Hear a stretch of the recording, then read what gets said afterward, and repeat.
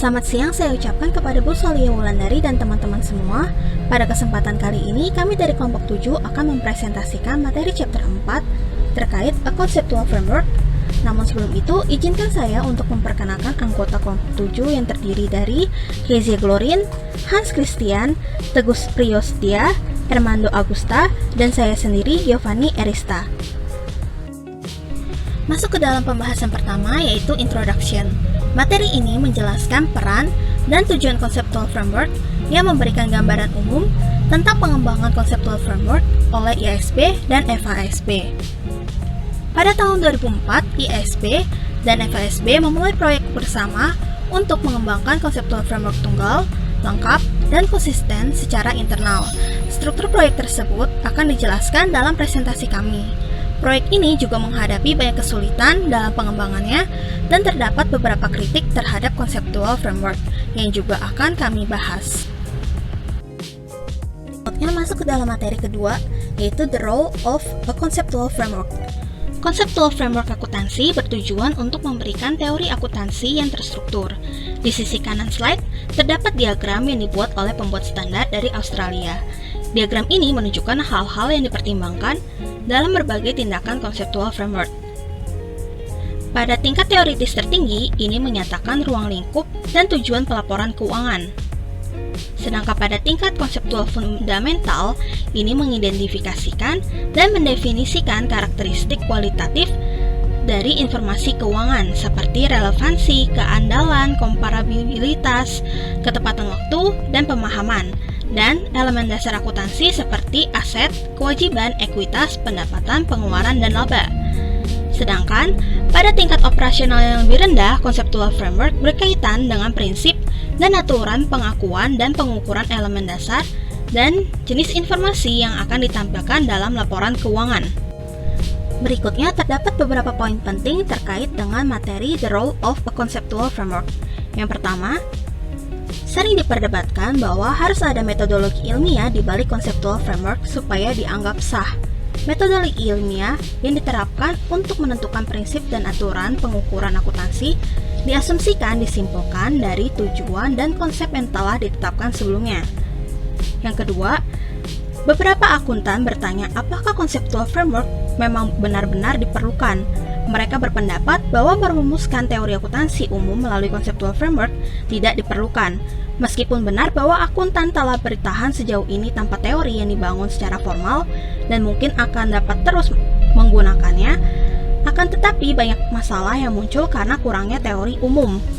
Lalu yang ketiga, beberapa orang berpendapat bahwa praktik akuntansi terlalu permisif karena memungkinkan praktik akuntansi alternatif diterapkan pada keadaan yang serupa.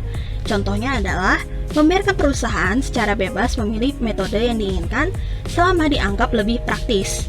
Lalu yang keempat, regulator akuntansi telah mencoba untuk membuat ketertiban dengan mengeluarkan berbagai resolusi dan standar akuntansi. Beberapa peraturan awal merupakan penyulingan praktik, didukung oleh argumen yang sewenang-wenang dan bukan serangkaian prinsip yang konsisten. Hal ini disebabkan oleh pengaruh langsung undang-undang, aturan badan pemerintah, tekanan dari manajer bisnis, dan bahkan kebijaksanaan politik. APB di Amerika Serikat mengakui sebanyak pada tahun 1970 ketika menyatakan bahwa prinsip akuntansi yang diterima secara umum adalah konvensional. Manajer bisnis dan eksekutif terkadang membujuk akuntan untuk merancang skema akuntansi yang dapat diterima untuk tujuan meminimalkan biaya pajak mereka atau meningkatkan laba yang dilaporkan. Lalu yang kelima, ketidakkonsistenan praktik telah dilihat sebagai masalah. Hal ini dapat terjadi sebab kurangnya Conceptual Framework. Lalu yang keenam, Solomon berpendapat bahwa seseorang harus membuat penilaian tentang jenis akuntansi yang diinginkan. Ia menentang standar yang ditetapkan oleh pengamatan induktif karena hasil dari proses ini adalah sebuah prinsip atau praktik akan dinyatakan benar karena itu diterima secara umum, yang artinya prinsip itu tidak diterima secara umum karena prinsip itu benar. Solomon juga melihat Conceptual Framework sebagai pertahanan terhadap campur tangan politik dalam netralitas laporan akuntansi. Adapun manfaat kerangka konseptual atau Conceptual Framework telah diringkas oleh pembuat standar Australia adalah sebagai berikut. A. Persyaratan pelaporan akan lebih konsisten dan logis karena berasal dari serangkaian konsep yang teratur. B. Penghindaran persyaratan pelaporan akan jauh lebih sulit karena adanya ketentuan yang mencakup semua hal secara rinci. C.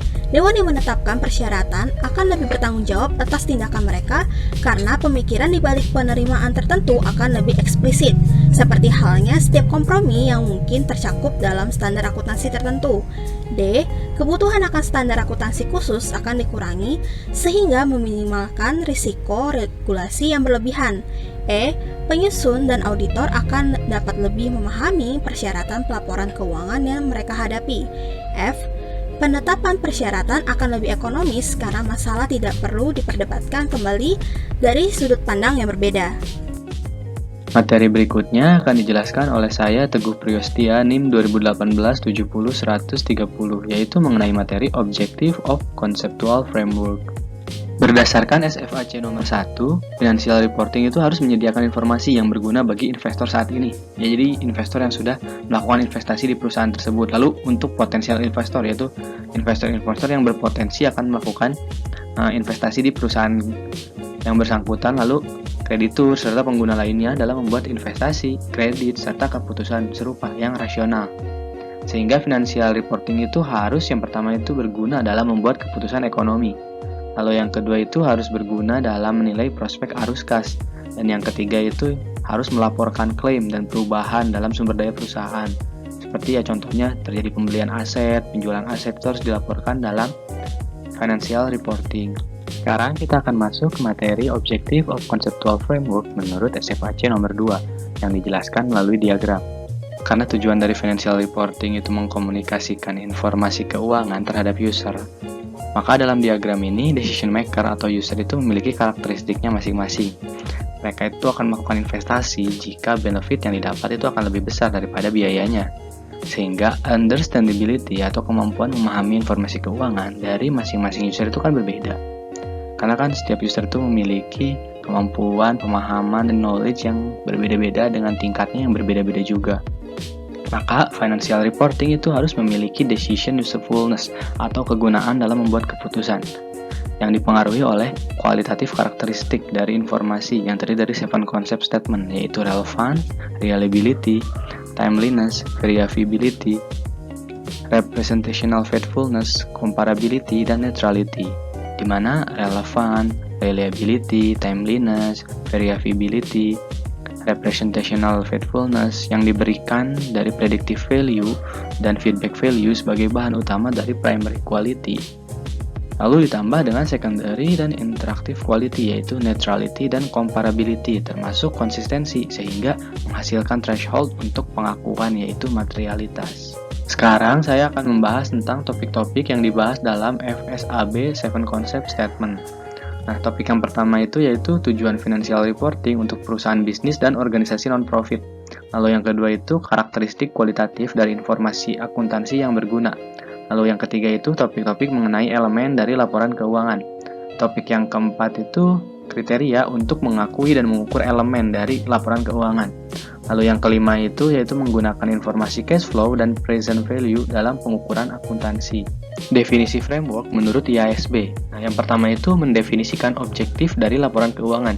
Lalu yang kedua itu mengidentifikasi karakteristik kualitatif yang dapat membuat laporan keuangan itu berguna.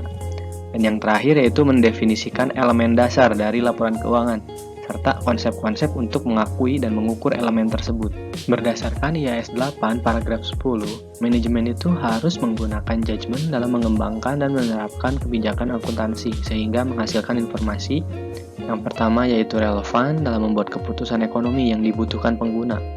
Lalu yang kedua itu reliable atau dapat diandalkan, yang artinya represent faithfully atau menjelaskan kondisi yang sebenarnya, posisi keuangan, performa keuangan, serta arus kas dari entitas.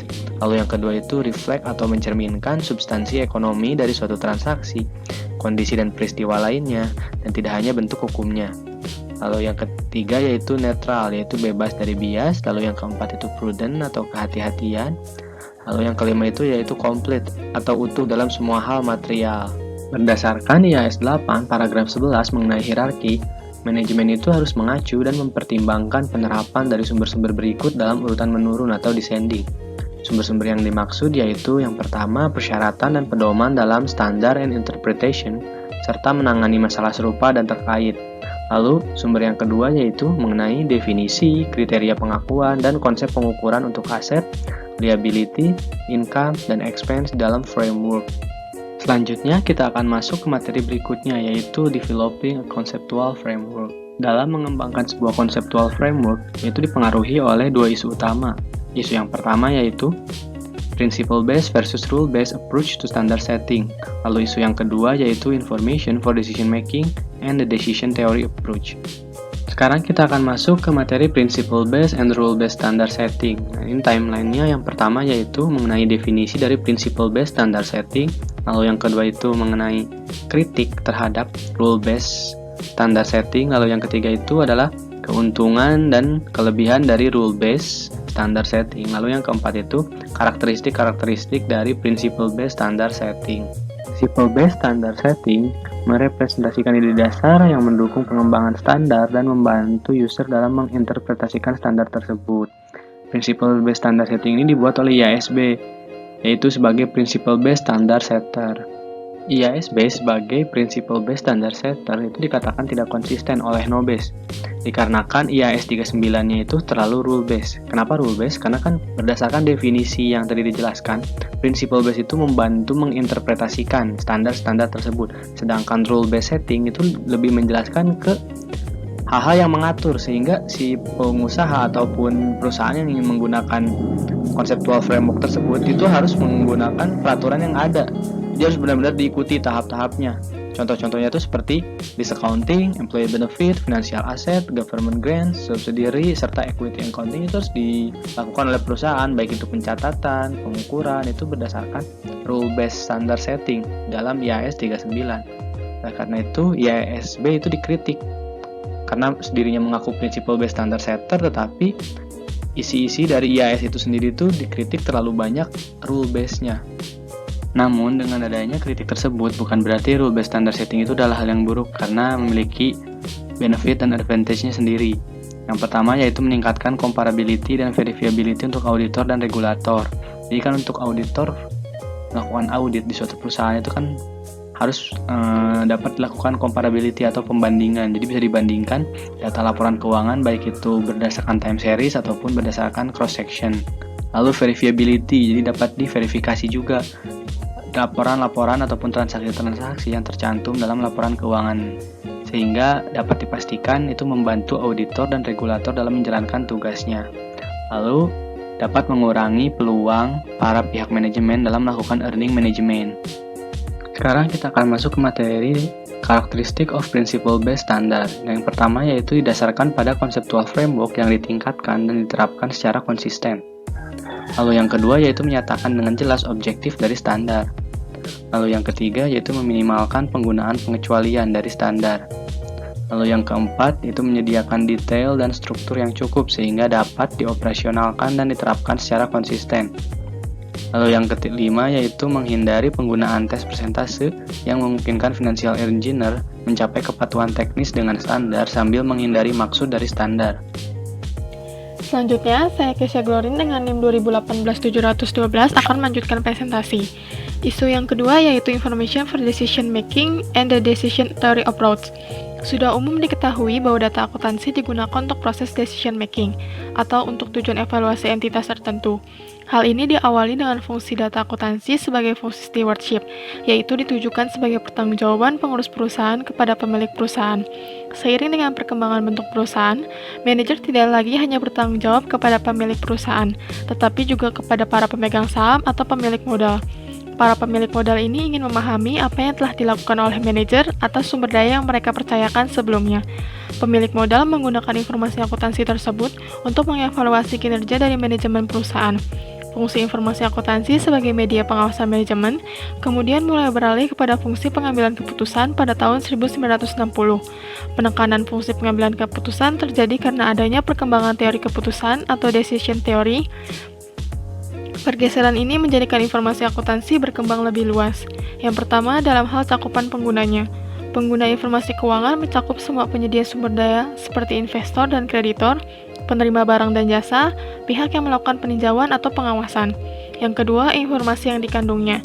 Informasi dilihat sebagai input data untuk prediksi model bagi user, maka harus dipastikan data apa yang benar-benar dibutuhkan user untuk memprediksi performa di masa depan dan posisinya. Yang ketiga, kegunaan dari informasi akuntansi. Ketika stewardship berfokus pada kejadian di masa lalu untuk melihat apa saja yang telah dicapai, prediksi berpatokan pada masa depan. Informasi akuntansi untuk pihak eksternal memang berdasar pada kejadian di masa lalu, namun masa depan tidak bisa hanya diabaikan ketika masa depan secara tegas dijadikan objective of accounting. Lanjutan dari slide sebelumnya, pendekatan teori keputusan dalam akuntansi berguna untuk menguji apakah akuntansi telah mencapai tujuannya. Teori ini berperan sebagai standar untuk menilai praktik akuntansi yang terjadi serta menjadi blueprint dalam penyusunan berbagai sistem praktik akuntansi individual. Jika sistem individu menyediakan informasi yang berguna, teori yang mendasar dari sistem tersebut dapat dianggap efektif dan valid. Selanjutnya, International Developments, the IASB and FASB Conceptual Framework. Pada Oktober 2004, IASB dan FASB bekerja sama dalam sebuah proyek pengembangan dan perbaikan atas kerangka kerja konseptual yang berlaku saat itu. Penyempurnaan kerangka kerja ini sangat berguna dalam pengembangan standar yang berdasarkan prinsip-prinsip akuntansi, konsisten secara internal, dan terkonvergensi secara internasional. Menurut FASB, proyek ini akan memuat yang pertama, fokus pada perubahan dalam lingkungan sejak kerangka kerja awal pertama kali diisukan. Demikian juga terhadap kelalaian di kerangka kerja awal, dengan tujuan untuk dapat menciptakan kerangka kerja yang berkembang, utuh, dan dapat mencakup framework yang telah ada secara efektif dan efisien. Yang kedua, memberikan prioritas untuk menangani isu-isu yang terjadi di tiap tahapan yang kemungkinan akan memberikan manfaat kepada Dewan dalam jangka pendek. Isu tersebut adalah cross-cutting isu atau isu lintas sektoral, yang jika diabaikan terus-menerus akan mempengaruhi sejumlah proyek terkait standar baru atau yang direvisi. Yang ketiga, mulanya mempertimbangkan konsep yang dapat diaplikasikan terhadap entitas bisnis sektor swasta. Dewan kemudian secara bersama-sama mempertimbangkan konsep yang dapat diaplikasikan tersebut kepada organisasi swasta non-profit. Proyek ini akan diawasi oleh perwakilan Dewan Penyusunan Standar Pemerintah. Dewan menjalankan proyek kerjasama dalam 8 tahapan. Masing-masing dari 7 tahapan awal akan membahas dan meliputi perencanaan, riset, pertimbangan awal anggota Dewan, tanggapan masyarakat, serta pertimbangan ulang atas aspek utama dalam kerangka kerja Dewan. Tahapan-tahapan tersebut dapat dilihat pada tabel di bawah ini. Untuk setiap fase, Dewan berencana menerbitkan dokumen yang akan meminta komentar dari publik tentang keputusan tentatif Dewan. Dewan akan mempertimbangkan komentar ini dan membebaskan keputusan tentatif mereka. Sementara Dewan berencana untuk meminta komentar pada setiap fase secara terpisah, mereka tidak menghalangi meminta komentar pada beberapa fase secara bersamaan. Keputusan untuk menunda pertimbangan masalah sektor nirlaba telah menimbulkan perdebatan di negara-negara seperti Australia dan New Zealand yang menggunakan pendekatan sektor netral, yaitu penerapan yang sama untuk sektor publik, nirlaba, dan swasta. Untuk penetapan standar berkaitan dengan sektor nirlaba perlu ditangani, dan pada saat yang sama konsep perlu dikembangkan untuk sektor nirlaba. Terdapat 3 komentar dari pembuat standar nasional dari Australia, New Zealand, Kanada, dan Inggris terkait isu ini. Tetapi, menurut IASB, memperluas ruang lingkup proyek kerangka kerja konseptual pada saat ini akan meningkatkan beban kerja Dewan, dan penundaan pengungkapan proyek semakin lama, serta kesulitan yang besar untuk mencapai keputusan. Kerangka kerja konseptual untuk sektor publik kemudian mulai dikembangkan oleh International Public Sector Accounting Standard Board atau IPSASB melalui sebuah makalah diskusi yang dirilis pada September tahun 2008. Komentar tentang draft exposure fase A mengidentifikasi beberapa masalah utama bagi para pemangku kepentingan. Whittington menyatakan bahwa ED dianggap tidak kontroversial, tetapi ternyata ED memiliki beberapa area yang diperdebatkan. Hal-hal yang diperdebatkan yaitu yang pertama, perspektif yang mendasari pelaporan keuangan, entity versus proprietorship. Sudut pandang entitas dan perseorangan akan merepresentasikan pendekatan yang berbeda terhadap pelaporan keuangan. Banyak kalangan yang sepakat bahwa dalam hal pelaporan keuangan, maka sudut pandang yang digunakan adalah sudut pandang entitas dan bukan sudut pandang perseorangan. Sudut pandang yang digunakan merupakan hal yang penting karena akan mempengaruhi pekerjaan pada tahap D, penyusunan kerangka kerja konseptual, yaitu reporting entity. Pada tahap ini, sudut pandang alternatif kembali didiskusikan demi memperoleh keputusan terbaik. Yang kedua, kelompok pengguna utama.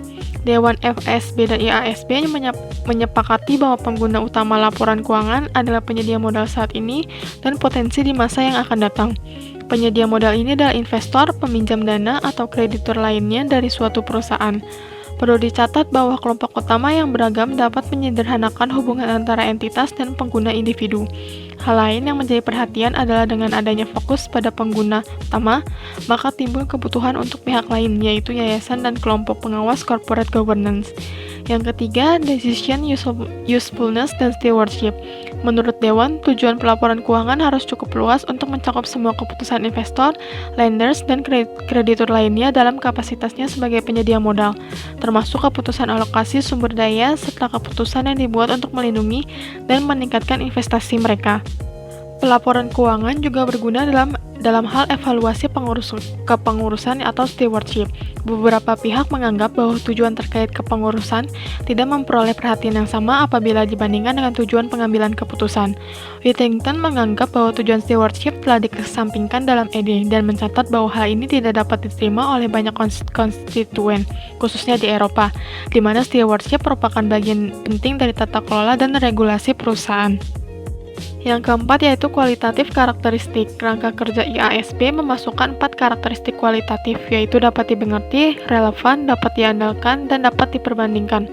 Draft exposure yang diajukan Dewan IASB mengusulkan bahwa karakteristik kualitatif yang membuat informasi berguna adalah relevan, penyajian yang meyakinkan, dapat dibandingkan, dapat diverifikasi, tepat waktu, dan dapat dipahami.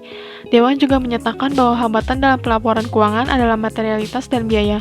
Karakteristik kualitatif dibedakan menjadi karakteristik dasar seperti relevan dan penyajian yang meyakinkan, serta karakteristik tambahan seperti dapat dibandingkan, dapat diverifikasi, tepat waktu, dan dapat dipahami. Semua pihak setuju dengan proposal yang diajukan Dewan dalam exposure draft bahwa relevan adalah karakteristik dasar. Namun terjadi perdebatan atas usulan penyajian yang meyakinkan sebagai karakteristik dasar. Banyak pihak yang berpendapat bahwa reliability lebih mendasar dari faithful representation. Reliability tidak bisa digantikan oleh faithful representation karena memiliki makna yang berbeda. Para ahli berpendapat kerangka kerja konseptual akuntansi harus mampu menjawab ketidakjelasan dalam pengertian tersebut. Banyak pihak yang menyarankan perubahan karakteristik kualitatif yang terdapat pada exposure draft. Banyak pihak yang menyarankan understandability, verifiability, prudence, serta substance over form, true and fair view, serta transparansi dijadikan karakteristik dasar. Namun usulan-usulan tersebut, terutama konsep kehati-hatian atau prudence, tidak dapat disetujui oleh Dewan karena tidak konsisten dengan prinsip netralitas. Walaupun tidak dimasukkan ke dalam karakteristik kualitatif, konsep kehati-hatian tersebut masih terus digunakan secara aktif oleh IASB. Selanjutnya akan dijelaskan oleh rekan saya. Selanjutnya saya Ermando Agusta dengan NIM 2018-7179 akan membahas mengenai kritik terhadap kerangka konseptual. Analisis kritik terhadap kerangka konseptual akan membantu menjelaskan alasan lambatnya perkembangan kerangka kerja sebelumnya dan menyoroti masalah yang relevan untuk mencapai kemajuan dalam proyek IASB atau FASB saat ini. Pendekatan yang dapat digunakan dalam analisis adalah yang pertama, mengasumsikan kerangka konseptual dalam bentuk pendekatan ilmiah berdasarkan metode yang digunakan di bidang penyelidikannya. Kemudian yang kedua adalah pendekatan profesional yang berkonsentrasi pada tindakan terbaiknya. Kerangka konseptual dimaksudkan sebagai proyek yang secara fundamental menentukan keputusan. Tujuannya adalah untuk memberikan panduan dan keputusan praktis akuntan tentang bagaimana mempertanggungjawabkan informasi yang relevan untuk mengambil keputusan. Dalam SFIC nomor 5 tentang masalah pengakuan dan pengukuran menyatakan bahwa konsep konsensus atau persetujuan dibuat seiring dengan berkembangnya proses penetapan standar. Filosofi evolusi seperti itu yang melihat konsep sebagai sisa dari proses pengaturan standar. bertentangan langsung dengan tujuan kerangka konseptual. Dopus dan Sander berpendapat bahwa tidak ada dalam kerangka konseptual IPSB yang tampak membantu dalam menyelesaikan masalah pengukuran kontemporer dan masalah pengungkapan.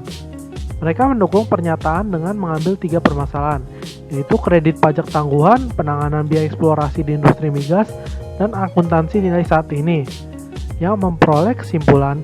Yang pertama, definisi kewajiban sangat umum sehingga kami tidak dapat memprediksi posisi dewan pada pajak tangguhan.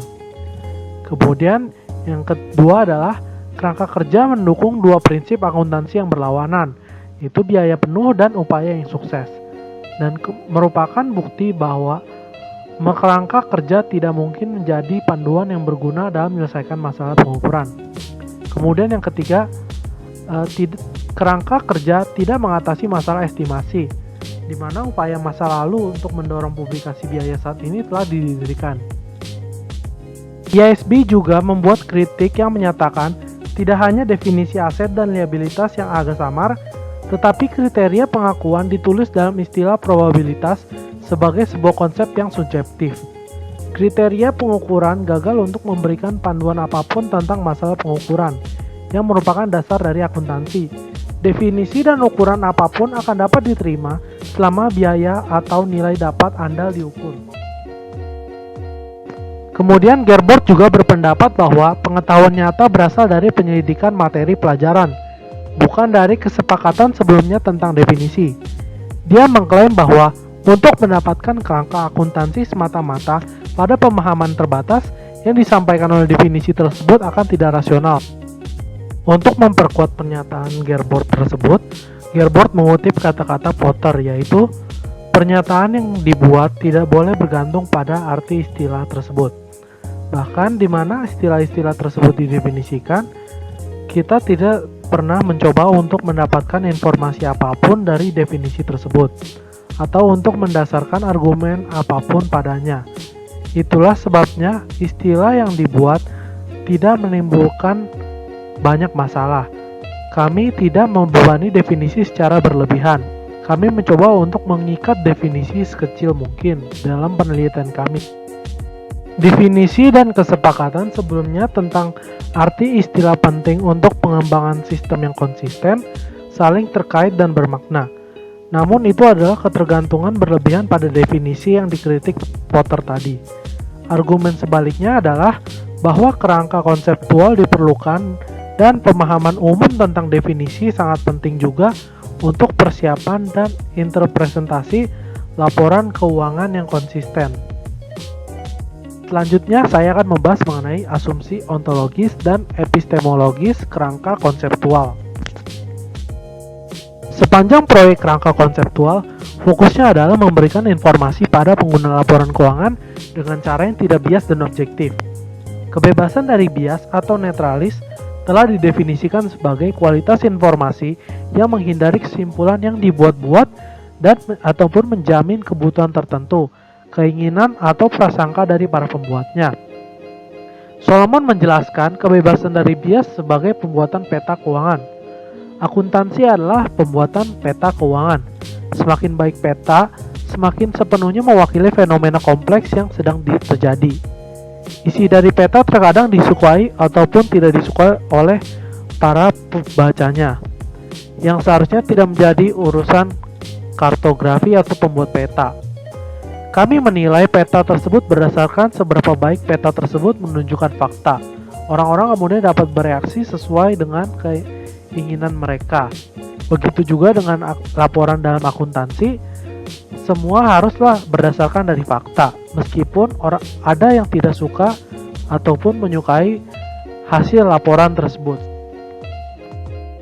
Filosofi realisme ini muncul dalam akuntansi dari asumsi bahwa kita dapat mengamati, mengukur, dan berkomunikasi objektif terhadap realitas ekonomi.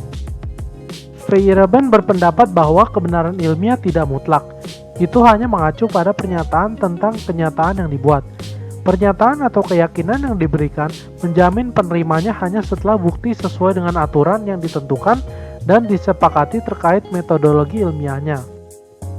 Haynes menyatakan bahwa dalam banyak komunitas ilmiah, kenyataan sekarang sepandang dan didukung oleh praktik sosial, sehingga mencemari persepsi akuntan tentang realitas ekonomi. Dengan begitu, kerangka kerja konseptual tidak dapat memberikan cara yang sepenuhnya objektif untuk mengukur realitas ekonomi, karena kenyataan seperti itu tidak independen dari praktik akuntansi. Struktur proyek kerangka konseptual memiliki beberapa kemiripan dengan pendekatan hipotesis deduktif. Pendekatan hipotesis deduktif ini mengarah ke penjelasan ilmiah yang memiliki dua konsekuensi utama. Yang pertama mengarah pada hukum atau prinsip universal dari mana hipotesis tingkat bawah dapat diuraikan. Yang kedua, ada hubungan yang ketat antara penjelasan, prediksi, dan teknik yang diterapkan. Misalnya kerangka konseptual ISB dan FISB memiliki asumsi dan tujuan umum dari prinsip, standar, dan prosedur berupa metode dan aturan yang harus dapat diuraikan. Pendekatan hipotesis deduktif ini mengusut asumsi epistemologis dan metodologis tentang tes kebenaran yang diuji oleh banyak peneliti akuntansi. Asumsi ini juga dibuat mengenai karakteristik perilaku dan tentang cara orang berhubungan dengan satu sama lain dan dengan masyarakat. Dari hasil tes tersebut, ditunjukkan bahwa karakteristik setiap orang berbeda-beda. Penelitian ini menerima komentar dari Vaughan, yaitu setiap orang memiliki karakteristik yang membatasi kegunaan kerangka konseptualnya. Selanjutnya, saya Hans Christian Handoko dengan NIM 2018-743 akan melanjutkan presentasi dari teman saya, Circularity of Reasoning. Salah satu tujuan yang dinyatakan dari kerangka konseptual adalah untuk memandu praktik akuntansi sehari-hari. Panduan dangkal dari kerangka konseptual yang menunjukkan bahwa akuntan setidaknya mengikuti satu jalur ilmiah praktik dan prinsip dari teori umum. Namun, kerangka kerja konseptual yang ada di berbagai negara dicirikan oleh sirkularitas internal. Kerangka FISB mencoba untuk keluar atau membenarkan sirkularitas penalaran dengan mengacu pada gagasan dari akuntan yang memiliki informasi yang akan memberikan pengetahuan yang cukup dan tepat untuk menentukan dan menafsirkan laporan keuangan. Namun, tidak ada panduan khusus tentang bagaimana ini harus dicapai. An unscientific discipline. Apakah akuntansi itu ilmu? Kerangka konseptual mungkin telah mencoba untuk mengadopsi pendekatan deduktif atau ilmiah. Tetapi pendekatan ini dipertanyakan jika akuntansi tidak memenuhi syarat sebagai ilmu untuk memulai. Akuntansi telah banyak dideskripsikan sebagai seni atau kerajinan di samping deskripsi ilmiahnya. Stem pada tahun 1981 berpendapat, sampai kita yakin yang dalam pikiran kita tentang sifat akuntansi, tidak ada hasil bagi profesi untuk menginvestasikan sumber daya yang besar dalam pengembangan kerangka kerja konseptual untuk mendukung standar akuntansi. Stem menganggap bahwa akuntansi lebih selaras dengan hukum daripada ilmu fisik. Akuntansi dan profesi hukum menangani konflik antar kelompok pengguna yang berbeda dengan berbagai kepentingan dan tujuan. Akuntansi itu menghadapi pasar yang tidak sempurna dan melibatkan proses pengambilan keputusan manusia yang berbasis subjektif. Sebaliknya, ilmu fisika itu dianggap sebagai ilmu disiplin yang positif, bersifat deskriptif dan dicirikan oleh konsep bebas nilai. Positive research. Fokus dari proyek kerangka kerja konseptual adalah menyediakan informasi keuangan untuk membantu pengguna membuat keputusan ekonomi dan mengabaikan temuan empiris dari penelitian akuntansi positif. Riset pasar meragukan kemampuan data akuntansi yang dipublikasikan untuk mempengaruhi harga saham dan untuk membuat keputusan ekonomi yang berkaitan dengan harga saham. Beberapa berpendapat bahwa pasar saham tampaknya tidak tertipu oleh teknik akuntansi kreatif dan pasar relatif efisien dalam bentuk semi kuat. Teori keagenan menawarkan penjelasan untuk observasi berbagai teknik akuntansi yang diminta oleh agen yang berusaha meminimalkan biaya non-monitoring dengan cara paling efisien. Teknik akuntansi biaya terendah secara alami akan bervariasi antara perusahaan dan industri dan bervariasi dalam praktik akuntansi. The conceptual framework as a policy document. Sebagai badan pengetahuan umum, kerangka kerja konseptual gagal dalam sejumlah tes ilmiah.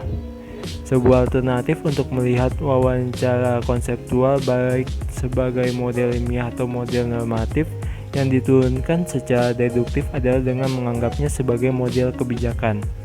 Ijili membedakan antara model normatif dengan model kebijakan. Dia mengatakan bahwa model normatif didasarkan pada asumsi-asumsi tertentu tentang tujuan yang akan dicapai. Peneliti tidak selalu mengikuti tujuan yang diasumsikan.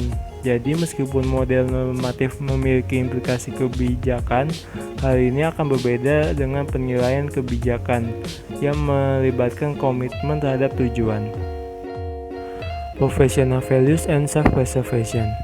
Penjelasan tentang kerangka konseptual dalam kaitannya dengan pelestarian diri dan nilai-nilai profesional mungkin pada awalnya tampak sebagai istilah yang kontradiktif. Self-preservation menyeratkan pengerjaan atas kepentingan diri sendiri, sedangkan professional value menunjukkan idealisme dan altruisme. Conceptual framework for auditing standard. Maus dan Sharaf melihat audit bukan sebagai subdivisi akuntansi, tetapi sebagai disiplin yang didasarkan pada logika dan disimpulkan bahwa auditor tidak terbatas pada verifikasi informasi akuntansi. Asobak melanjutkan penelitian dari Maus dan Sharaf. Asobak memiliki fokus kuat pada proses pengumpulan dan evaluasi bukti, konsep fundamental lain. Fokus perdebatan teoritis pada tahun 1980-an adalah peran struktur dan kuantifikasi dalam proses pengumpulan dan evaluasi bukti. Kneckel menggambarkan pada periode 1980 sebagai periode pertumbuhan pesat dalam praktik audit yang terdiri dari perluasan kumpulan personel profesional, peningkatan teknologi, dan kebutuhan yang dirasakan untuk mengurangi biaya dalam proses audit. Faktor-faktor tersebut menyebabkan perubahan dalam metode audit tradisional. Penekanan pada pengujian langsung atas transaksi dan saldo mulai berkurang dan lebih mengandalkan pengujian sistem kontrol klien sebagai sarana untuk mengumpulkan bukti atas laporan keuangan yang dihasilkan oleh sistem tersebut. Hal ini mengakibatkan pengurangan waktu yang digunakan untuk audit dan pengurangan pengujian substantif dan ukuran sampel. Proses ini dikenal sebagai audit risiko bisnis. Audit risiko bisnis adalah satu bentuk audit yang mempertimbangkan risiko klien sebagai bagian dari proses bukti audit. Model risiko audit mensyaratkan audit untuk mempertimbangkan risiko dari opini audit yang tidak tepat sebagai fungsi dari risiko inheren dari kesalahan yang terjadi. Risiko bahwa sistem pengendalian klien tidak akan mencegah atau mendeteksi kesalahan tersebut, dan risiko bahwa kesalahan auditor tidak dicegah atau dideteksi. Internal Control Integrated Framework yang dibuat oleh Committee of Sponsoring Organization atau COSO membuat auditor menjadi lebih sadar akan hubungan antara pengendalian internal dan pelaksanaan audit. Klien dengan pengendalian internal yang lebih efektif dipandang memiliki risiko kecurangan dan kesalahan yang lebih rendah, dan ini membenarkan kesempatan untuk membenarkan pengurangan sumber daya, biaya, dan audit. Kritikus berpendapat bahwa audit risiko bisnis tidak hanya digunakan untuk membenarkan dorongan untuk menjual kejahatan jasa konsultasi dan menyebabkan skandal akuntansi di Enron dan di tempat lain. Kritik ini menyeratkan auditor menyalahgunakan metodologi audit risiko bisnis untuk membenarkan perilaku oportunistik.